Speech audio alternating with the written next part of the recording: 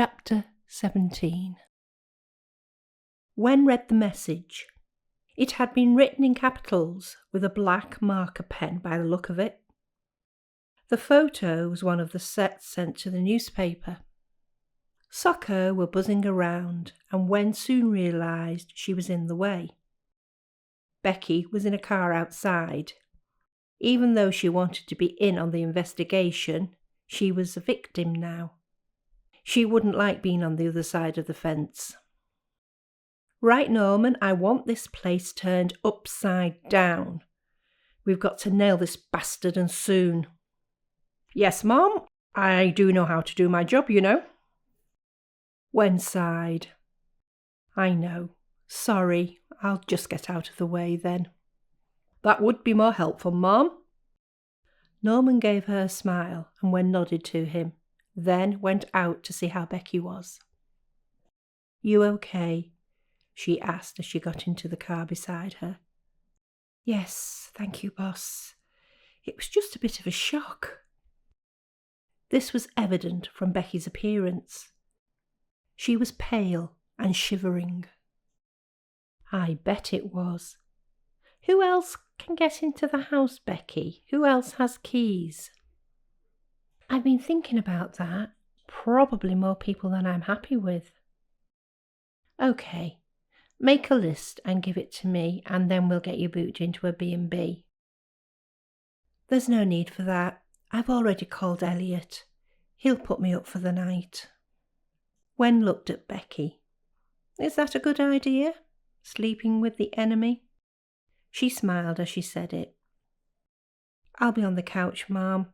Anyway, Elliot was my friend long before he was my husband, and I hope that will continue when push comes to shove. If that's what you want, try and get a good night's rest, and we will look at this in more depth tomorrow." Becky nodded. She looked drawn and tired, and Wen doubted that she would get any sleep. She was just getting out of the car when Becky spoke again. "The shampoo!" "What?" "The shampoo. I'd forgotten until now. When I had a shower the other day, my shampoo had moved. I convinced myself that I'd done it, but I hadn't. Why would I? When I looked for it, it was by the sink. Someone had been in the house then. Somebody had come into my house." Elliot looked concerned as Becky was handed over to his care by a young police officer about 30 minutes later. "What the hell happened?" he asked as he shut the door. "Someone's been in the house. When I came home tonight, they'd written a threatening message on the mirror." "What sort of threatening message?" "You're next." "What the hell is that supposed to mean?" Becky flopped down on Elliot's settee. "Not sure.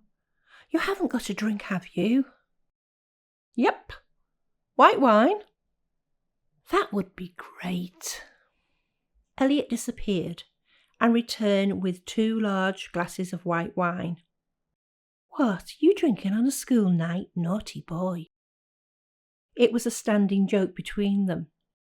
Even though Elliot would cook for Becky and always provided alcohol when she needed it, which was far too often in his opinion, he only ever drank at the weekend, saying he needed a clear head for his work as a dispensing chemist. "If I get one thing wrong, I could kill someone," he would say in his defence when Becky told him he was a lightweight. "I think this counts as exceptional circumstances," said Elliot. "Anyway, I'm on a study day tomorrow, so I'm not a danger to the British public." "How is work?" "It's fine, but stop trying to change the subject. I want to know why my ex-wife has been brought round in a police car late at night after a break-in." Elliot looked at her inquiringly. Becky took a long drink from her glass and said nothing. "Or is it not just simple breaking and entering?" Elliot continued. "Leaving a message, what's that all about?" No one broke in, which is the worrying part. Someone let themselves in with keys. Which keys? How? That's what we'll have to find out. And worse, it might be connected to the cases we're investigating at the moment. Now it was Elliot's turn to go pale. Which one? The body in the bin or the body in the park? Both. Elliot stared at her. Both? Yes. Same murderer, we think. He drained his glass. I need more wine. The next day the office was buzzing, and Wen had a job to keep order. She had tried twice to get their attention by shouting, but to no avail. So she sat and waited until at last the room became quiet. Thank you.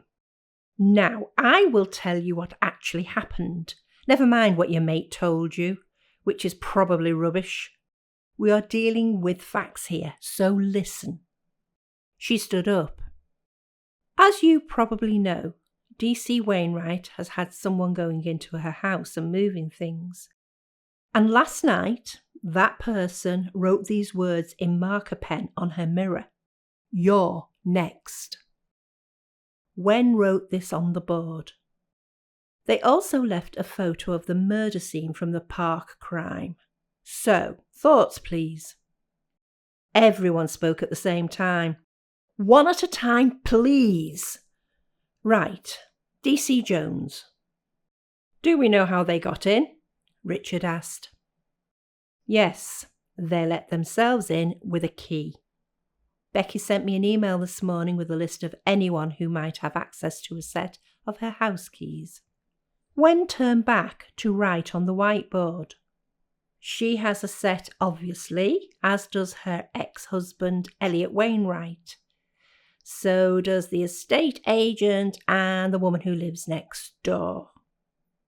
Has her ex got an axe to grind? This came from the back of the room. Well, she spent last night on his settee, said Wen. So I don't think there's anything there, but we will of course talk to him.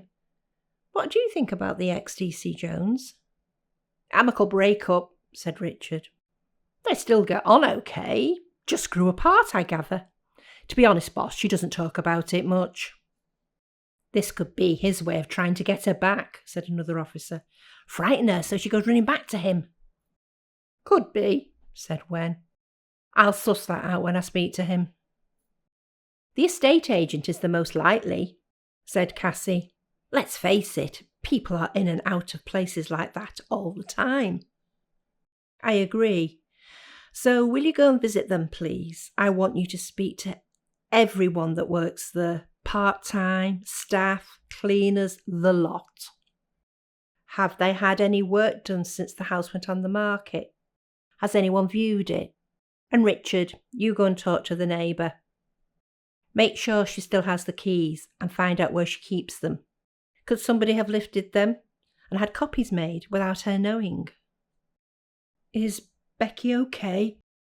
Asked Richard, tapping his foot on the floor. Yes, she's fine, said Wen. Just a bit shaken. I told her to take today off. But why don't you call her, Richard, and see for yourself? She might be glad of a chance to unload. Why don't you stay here again tonight? Elliot said as he got his papers together and put them in his briefcase. I don't mind sleeping on the settee if you want to take the bed. Becky hesitated, then smiled. Thanks, Elliot. I might take you up on that. Forensic should have finished, but I just don't like the idea of going back yet, even with new locks. OK, take my spare key. I'll see you later. He paused by the door and looked back at her. You will be OK, won't you? This whole thing has scared the crap out of me, so God knows how you feel. I'll be fine. I'll pop back to the house when I've collected the new keys from work and grab some things. You won't be going there on your own, will you? No, I'll get Richard to go with me. Now, go and do your course and stop worrying about me.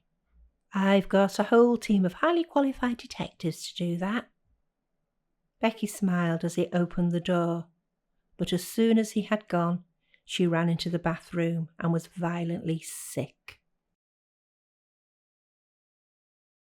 Where exactly do you keep the keys to your properties?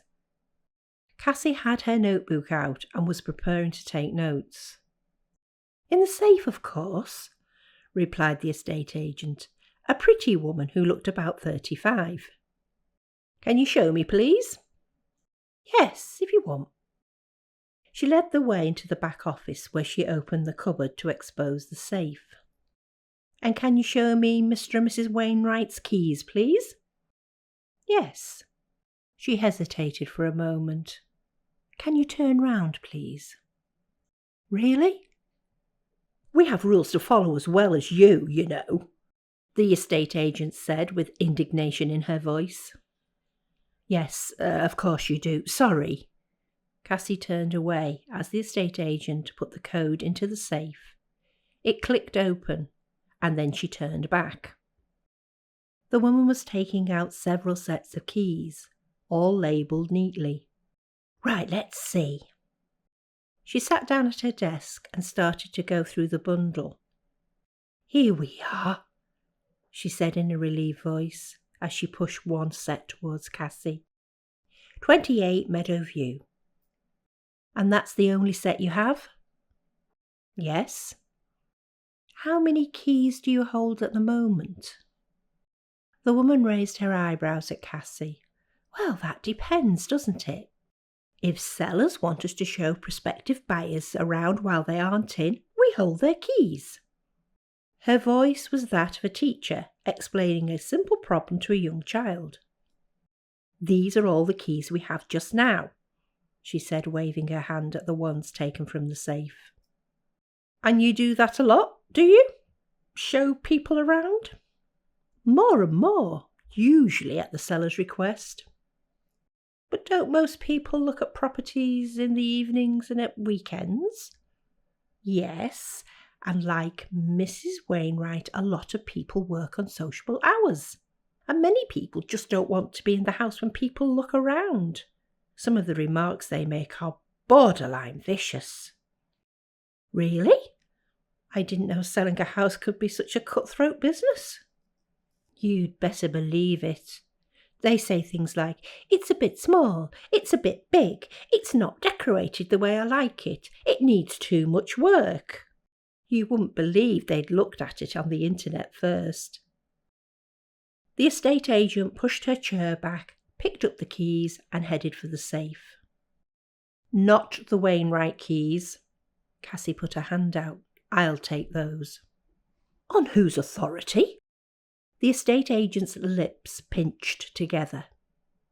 The owners and the police. Cassie took out an evidence bag, picked up the keys with her pen, then popped them into it. Who else has access to the keys beside you? No one. The woman's face was flushed. Her fingers gripped her desk. And no one else knows the code to the safe? That's right. Oh, except for Tori. Tori? Cassie looked at the estate agent. She's my second in command, but she's beyond reproach. I'll make that assessment if you don't mind. Is she in today? Cassie's tone was that of a person in charge. No, it's her day off. If you could give me her address then, please. So in conclusion, no one has removed the keys for any reason whatsoever, as far as you know. Correct. Except for a viewing I did with just one couple after it went on the market. The keys stayed in my bag throughout and I returned them to the safe as soon as I got back. I'll need their names, please, and contact details. Do I have to? The woman was squirming. Yes. Richard stared at Becky.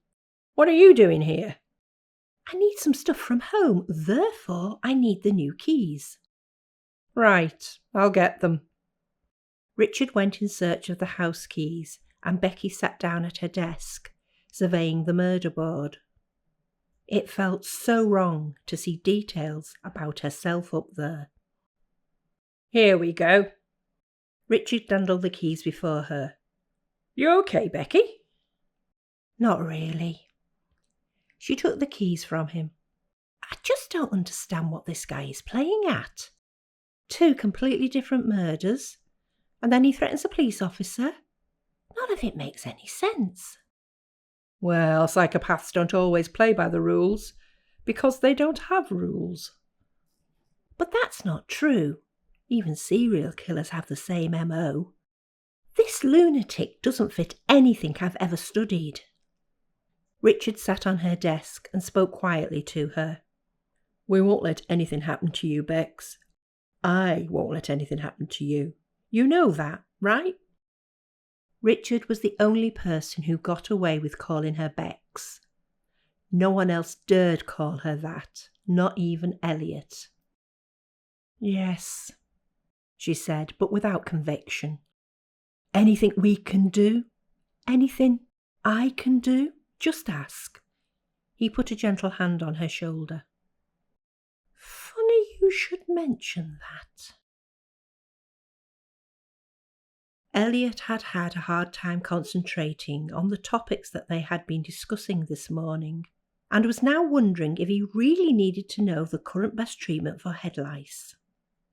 He got up from his seat in the cafeteria, ready to go back to the lecture hall, and try to get to grips with the antacids and their side effects, when he heard his name being called. "Mr. Wainwright?" Elliot stopped mid-stride. "Yes?" Wen got her warrant card out. "D.I. Price. I'm Becky's boss. Could I have a quick word, sir?" "I'm going into a lecture. Can it wait?" Wen took his arm. "Not really. I'll buy us a coffee." She directed him back towards the cafeteria, and they sat down. "What can I get you?" "Nothing, thanks. I've just had a drink." Wen smiled and went to get herself a much-needed caffeine hit, then returned to sit with Elliot. "Did Becky get any sleep last night?" "I doubt it. I know I didn't. Who is this madman, and why is he scaring Becky?" "I wish I knew. Do you know of anyone who might want to frighten her? Somebody she's pissed off?" She tore open a sugar sachet and poured it into her cup. "No, of course not. You're more likely to know that than me." Elliot had never met Wen before, and he didn't know what to make of her. "Yes, and we're looking into cases Becky's been involved with in the past. You can be sure of that. Can I ask about you two and the breakup? Whose fault was it?" "No one's, and both of us." Elliot looked beyond Wen, trying to remember something. "So there was no other person involved?" "No. We just drifted apart." "Seriously? Did this woman have nothing better to do?" Elliot thought she might spend her time more productively looking for the person threatening his wife. "But I am right in thinking that Becky instigated the split?" She sipped her drink, allowing Elliot time to think about his response. "Yes, I wasn't happy, but I couldn't see what was happening, and she could." "And you get on okay now?" Wen tried to make the question sound casual. "She's staying with me. Doesn't that answer your question?" On the defensive again, Elliot knew he sounded aggrieved. "Right. Just one more thing. The house keys. Could anyone have got their hands on your set since you moved out?" "No. They're locked in a desk in my flat, and the keys to my desk is on my car fob, which I always have with me when I'm out." Elliot patted his pocket, both as a demonstration for Wen and to make sure his keys were there, which they were. He sighed quietly with relief. "Thank you, Elliot. I'm sorry to have interrupted your day." He rose to go, then paused. "How did you know I was here? Even Becky didn't know where this course was being held," he asked, puzzled. Wen smiled. "I'm a police officer, sir. It's part of the job description to be a nosy bitch. As she walked away and allowed Elliot to go back to the lecture hall, he silently agreed.